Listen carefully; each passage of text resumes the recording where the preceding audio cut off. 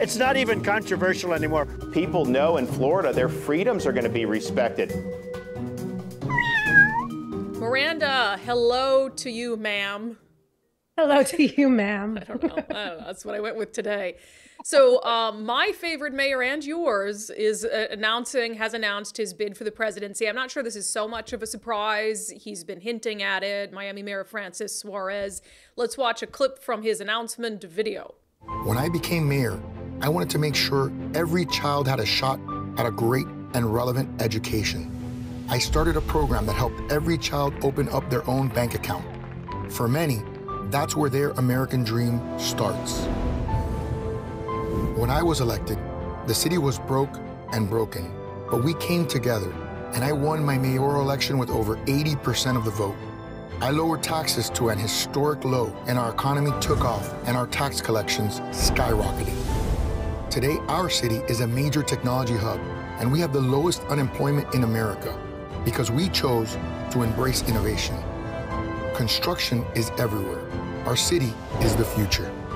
Like every big city, we have problems with homelessness. We built tools to help fight addiction and mental illness.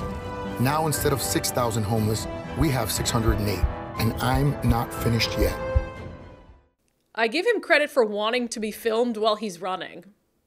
Yeah, he actually does these weekly like mayoral exercise challenges on his Instagram. Yeah. So we're very used to seeing him in his workout gear doing business. So it's just part of the vibe down here. So we're cool with that. Yeah, I couldn't tape anything running. And I don't run very graceful, but he's got it down. So what's the reaction in Miami? We have this really popular Instagram account down here called Only in Dade. And they had posted something up. They're like, oh, it looks like the mayor of Miami is running for president. What do you guys think? And it was a pretty overwhelmingly positive response from most of the people following that account live down here in Miami. So I don't know. It's going to be really interesting to have him and DeSantis running in the same campaign race together. You know, that's two big major names coming out of Florida that are both running at the same time. People down here like him. He's been, voted our mayor twice in a row, overwhelmingly, I should say.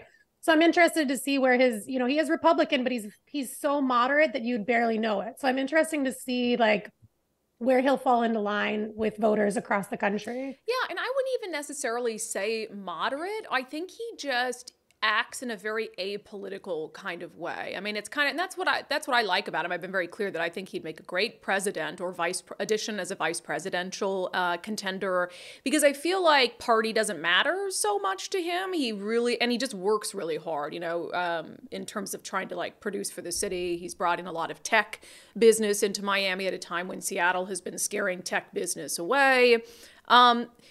I will say I read this article that was fairly new, and the only thing I'm kind of watching to see if it develops, you always look at what kind of baggage candidates have, and apparently there's this big real estate developer who is under investigation for allegedly trying to bribe the mayor. Yeah, I did. I saw that too. It's still developing. Like you said, there's not a lot of information to kind of pull from that to really discuss it too far, but there is a pending allegations of, what do they call it? A little pay for play. Yeah, it's like a influence peddling, I think is what they're calling it. So that's something I'm monitoring because it kind of came as a surprise to me. But, we got somebody in the White House that's under investigation for bribery, and I mean, Trump and all his stuff. So I don't know if that's the status quo, but certainly we'll be monitoring that. Speaking of the former president, he was in your fine state for his indictment. But let no opportunity go to waste, because he also turned it into a campaign stop. Absolutely. And I think at this point, everybody needs to realize when it comes to Trump, no matter where he is and what he's there for, his supporters are going to be there to support him through it. And that's true here in Miami. I mean, he came down here being indicted on 30 some federal charges. And then he went and made a stop at one of Miami's favorite Cuban restaurants. And it just turned into a whole fanfare for him. And all it does is just kind of cement, his popularity with the Latino community down here. And if you get the Latino community down here, you probably get them across the country. So I think the fact that he was in Miami to see a federal judge kind of went over a lot of people's heads because they were just pretty excited. They even sang him happy birthday. I saw that at this Cuban restaurant. Haven't we been there, Versailles? We have. Yeah, there is not a person that will come to Miami and visit me that I won't take to Versailles. It's one of my, it won't be the best Cuban food, but it is the best Cuban vibe with good Cuban food in Miami. It's a pretty politically famous restaurant. A lot of presidents in the past, Clinton, George W. Bush, they all stopped there, as well as like foreign dictators, and I'm not dictators, but foreign dignitaries. Maybe some dictators, foreign dignitaries, and maybe some dictators. I think it'll be interesting to see what Trump does with his VP pick. Obviously, it won't be Pence, but people have been saying that Francis Suarez would make a good VP choice because, there's this prevailing wisdom that someone like Suarez, who doesn't have a huge national name recognition, that you kind of run so somebody will pick you as VP. He says that's not the case. He's running like for the full enchilada. Yeah. But if that's the case, I don't think it would be wise if DeSantis is the nominee to pick Suarez, because then you have two Florida politicians and you really want to try to grab someone from somewhere else in the country that has a different sort of appeal.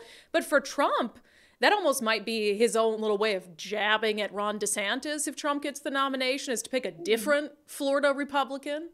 It's true. And it also kind of like splitting hairs at that point. Like now you're taking the Republican Party and really just dicing it up into different groups of voters. So I'm like wondering if that does play out that way, if he pulls Suarez, if they'll pull any DeSantis supporters in that direction. It's just like it's a lot of Florida men involved in this in this campaign. Yeah, many Florida men. Okay, interesting stuff, man. Campaign Central down there in Florida. Miranda, thank you. You're very welcome. It's not even controversial anymore. People know in Florida their freedoms are going to be respected. Da-da-da-da-da-da. Meow.